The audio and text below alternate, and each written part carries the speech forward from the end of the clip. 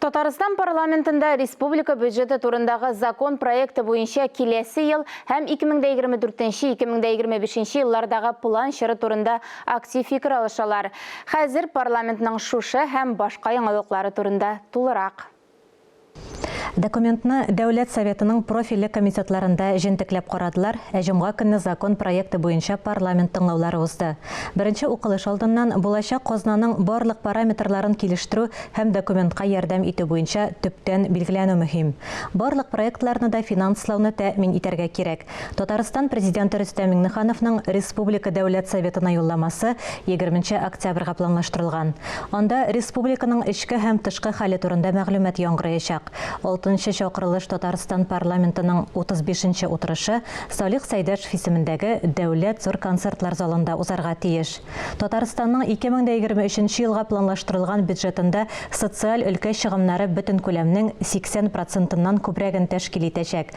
Бу хакта 2023-2025 елларга бюджет проекты буенча парламент тыңлауларында Татарстан Республикасы финанс министры Радик Гайзатуллин чыгышыннан соң билгеле булды. Татарстан Республикасы президенты куйган бурычларны хәл итү уңайыннан бюджет чыгымнарын сыйфатлаучы айрым үсеш юнәлешләрен билгеләп узам. Беренче чиратта һәм социаль әһәмиятле чыгымнар күләме елдан-ел арта бара. 2020 елга аларның чыгымнарының 80%-ын тәшкил итәчәк.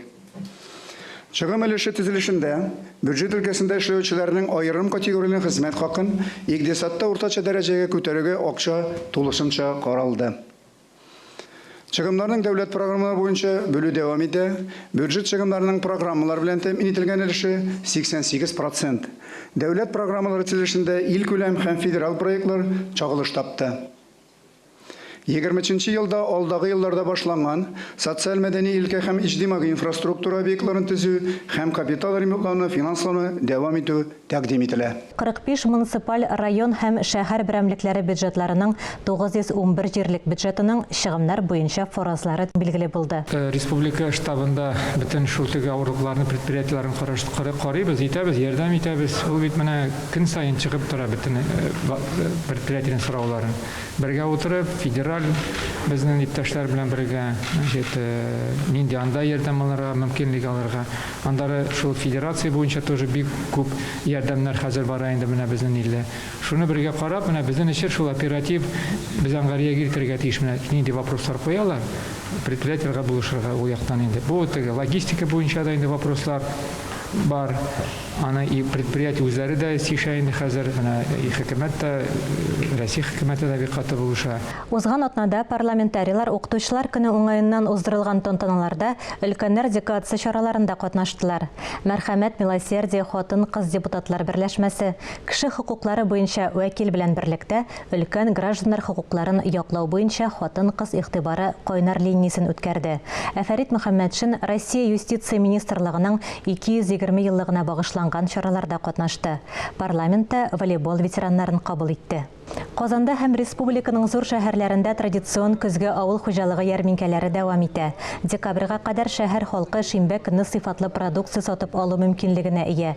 Республика президенты Рөстәм Миңнеханов муниципалитетлар башлыкларын сәүдә өчен барлык шартларны тәэмин итәргә өндәде. Ярминкәләрне ул үзе контрольдә тота. Парламентарийлар һәм муниципаль совет депутатлары да шулай эшли. Узган шимбәдә Фәрит Мөхәммәтшин башкаланың ярминкә мәйданнарының берсендә булды. Авыл халкы сатып алучылар белән аралашты. Биредәге оештыру шартларыннан уңай атмосферадан биюгә кушылып китәсе килә. Арзан бәядән һәм күңелеңә ошаган төрле тәм-том, яңа товарлар бу республикада авыл хуҗалыгы ярминкәләренең күп еллык кагыйдәсе. Что купили сегодня? Мясо, рыбу, чаем напоили, бик зур рәхмәт. Казанның Батыршин урамындагы сату итү чатыр мәйданчыгы аена 2 шимбәдә чүпрәле фермерлары, кооперативлары һәм шәхси ярдәмче хуҗалыклар карамагында. Безнең фермерлар, шәхси хуҗалыклар менә ул продукцияларны әзерләп, һәм инде бүгенге дә менә бу 30 машина килде инде, 2 миллионнан артыграк продукция алып килдек. Мондан да безнең бөтен продукция бар. Яшелчәләр дә менә, җимешләр дә, алмалар да алып килдек. Бәяләргә килгәндә бәрәңгенең 1 килограммы 18 сум, суган һәм кишер 25 сум тирәсе, ит төренә һәм җитештерүчесенә карап, әмма кибетләргә караганда шактый арзанрак. Бу беренче генә ел түгел бит инде. Безнең республикада президент инициативасы белән, аның теләге белән зур шәһәрләрдә, районнарда менә шулай иттереп шушындай көзге бәйрәм ярмәнкәләре оештырыла. Халык өйрәнде моңа хәзер.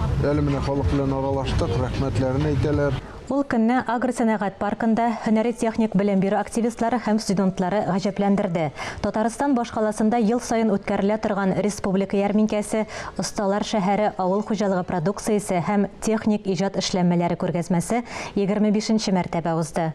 Бүгенгә шулар иде. Парламент хәбәрләре белән киләсе атнага таныштырырбыз.